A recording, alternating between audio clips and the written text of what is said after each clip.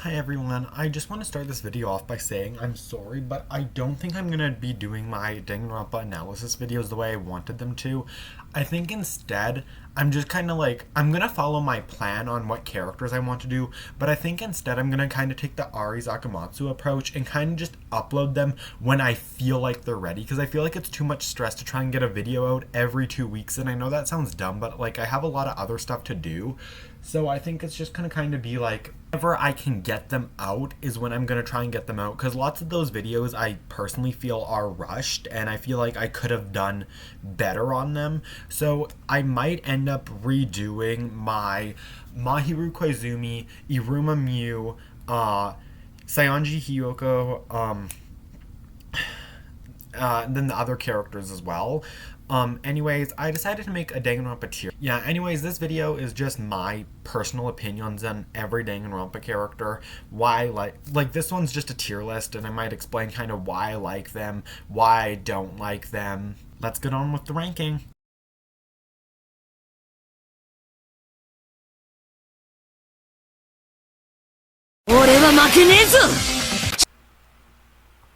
So I personally think that this is the best Danganronpa character. Of course, all these opinions of mine are like not fact. I think Akane is the best written. So let's get it. For all the characters, I'm gonna kind of provide at least 3 points as to why I think that way about them. So, with Akane, I really like her friendship with Nekomaru and how it felt like an actual friendship that would be formed between the two. The only thing I would change about her friendship is possibly have her befriend Mikan and Kazuichi, just because they all kind of grew up in similar situations, along with Mahiru. So, other than that, though, I think Nekomaru and Akane's relationship is perfect. They both care about each other. They're honestly the most selfless Danganronpa characters, willing to put themselves in danger before anyone else.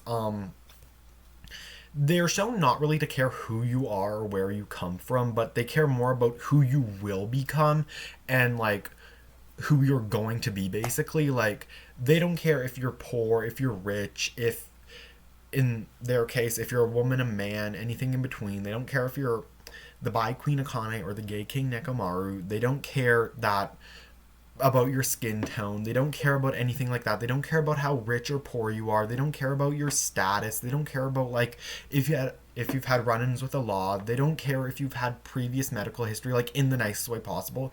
They just want you to feel like happy and safe, and they'll honestly take in anyone, which is good. They're some of the most selfless characters, which I'll continue saying. But I feel like lots of people like to point out the fact that Akane didn't cry when Nekomaru like died or something. They're like, she should have cried more, but it made sense for her to not cry because the environment she grew up in. Go watch Ari Zakamatsu's video. I'm probably gonna recommend lots of their videos. So, but I basically agree with everything they said with Akane. And right about now should be the two sprites that Akane has where she is crying or has tears. She has 2. Technically 3 if we count her hospital gown one, but that's just an edit of another sprite.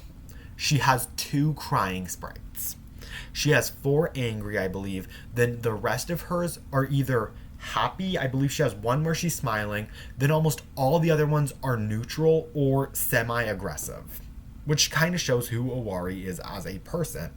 She is someone who either remains neutral on a situation or who is aggressive / semi-aggressive, because that's where she grew up. That's her home environment. Violence was a prominent thing where she grew up. Number 2, her relatability. This is me personally, but I find her really relatable. You obviously might not find her relatable because this, yet again, is subjective to me personally, so you might not find Akane relatable. I personally find her relatable, and I'm not really going to delve deep into that just because, like... Then finally, the third thing, which is how the fandom treats all the poor characters with Akane. This one, I don't really like, and I might bring it up near the end of the video just as kind of like a general thing that I want to talk about. But like, from what we know right now, I'm going to set up as the quote-unquote poor characters or characters who live underneath the poverty line as Akane, Mahiru, Kazuichi, Mikan, Yasuhiro, Kiyotaka, Sayaka, Gundam, Teruteru, and possibly Toko. They are what we know of as presumably the poor characters. I believe all of them except for Sayaka and Toko are like outright stated to be poor. Oh, and Mahiru, but it's kind of just presumed from like their FTEs and like their backstories and stuff like that that they were poor, or they weren't like middle, like they were like in between middle class and poor, but like they weren't fully at one of them. Most likely Sayaka, Mahiru, and Toko. But anyways, let's move on to the next characters.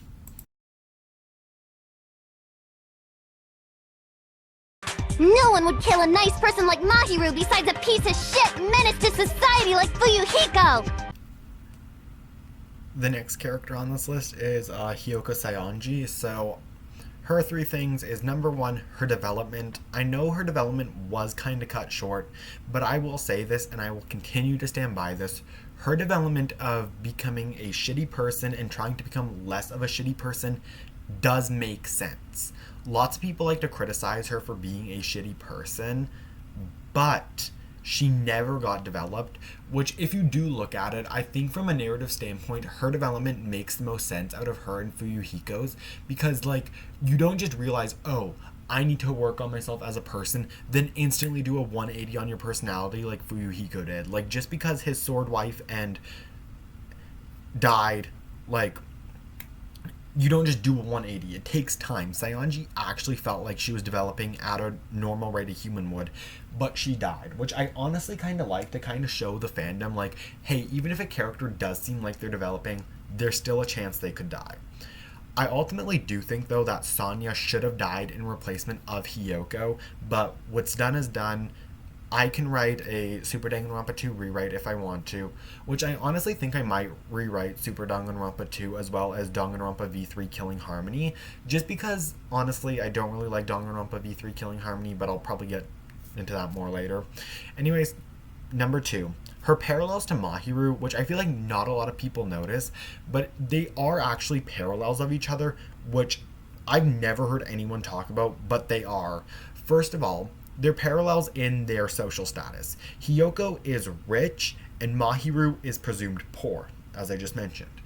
They're parallels in the way that their family dynamic works. Hiyoko cares and loves deeply about her father, but resents her abusive mother and grandmother, the two women figures in her life, whereas Mahiru hates her father and idolizes her mother. Those are two parallels. Hiyoko is short, Mahiru is tall. Another parallel. It's not as good as the two mentioned beforehand. Hiyoko actively isn't good at her talent. This is a similarity. Hiyoko, I'm pretty sure, says she doesn't think she's good at her talent, and Mahiru also thinks the same way. They both don't think that they're good enough compared to the women in their families. Whereas Hiyoko is mean and cold and rude to everyone, Mahiru is exact opposite in that she's nice and wants everyone to succeed.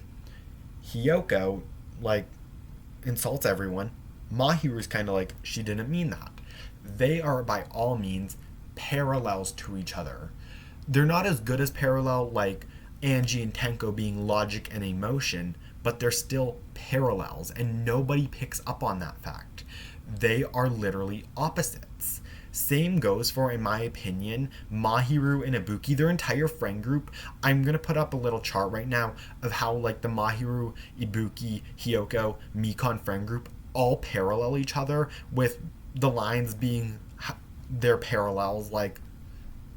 And finally, the last thing is how complex she is as an actual character, which kind of relates to number one, but lots of people are so quick to dismiss Saionji's actions with the same old excuse, trauma doesn't excuse actions. Which, yes, it does not. But the issue is, she gets treated like she's a dirty, disgusting pig for a survival mechanism, whereas Kokichi gets treated like an actual fucking god for being a bad liar. Which he is bad at lying. Go watch Aries Akamatsu's 2-part video on Kokichi, and honestly their joke one too.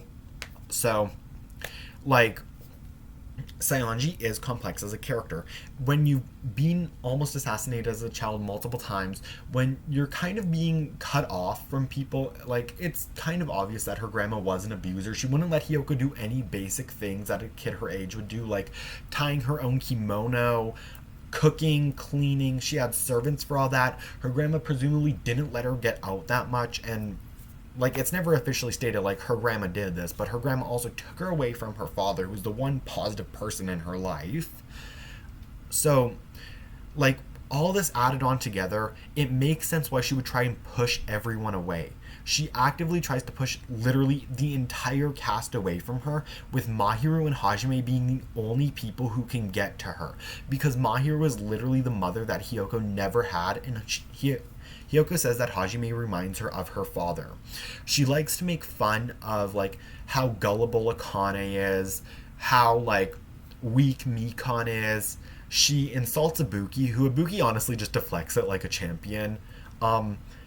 She pranks Peko, but honestly, all the stuff she does to these people, except Mikan, is honestly harmless pranks.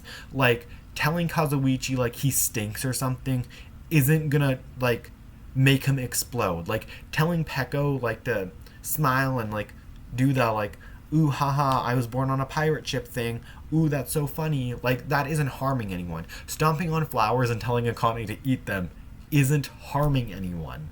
That's the issue. Saionji never actively harms anyone outside of Mikan. She says mean stuff to them and does some actions that are regarded as mean, but it's not like she takes a knife to their throat and slits it. She's like, I'm gonna stomp on flowers and give them to Akane, who probably has the best immune system out of everyone here, let's be honest. Compared to Kokichi, who murders at least 6 people, which is almost half the cast. Just wanna say that. But apparently she is the devil reincarnated and he is Jesus reincarnated, because that's how the fandom honestly treats them. Let's be honest, she gets treated worse because racism and sexism. Because if you look at all the other characters who are similar to Saionji, being Kokichi, Byakuya, and Sanya, 2 of them, well, one of them being Sanya is white, and the other 2, in my opinion, literally look white. Like, if you showed someone the character and asked them where they're from, they're probably going to say, like, somewhere in America, compared to Saionji, who, like, embraces her Japanese heritage, wears a kimono, this and that. So, like, and not to mention, she's a woman, whereas all these other characters minus Sanya are men, but Sanya gets the good girl white points, apparently, so she also gets up there. Anyways, on to the next character. Sorry, I'm gonna cut the video off here, just because I kind of realized that I couldn't be able to fit in the other character. I think I want these videos to be like 15-ish minutes long, just not like bore everyone to death, so the next video should include 2 to maybe 4 characters, which is, I'm gonna try and aim for that amount. Just this one kind of had the intro segment that I put in, so I know this is only like 13-14 minutes long, but yeah, I also don't know when the other videos will be edited and uploaded because I'm kind of not feeling good right now, so yeah, anyways, bye, have a good one. Can't wait to see you watch the next video, I guess. I don't know what to say, bye.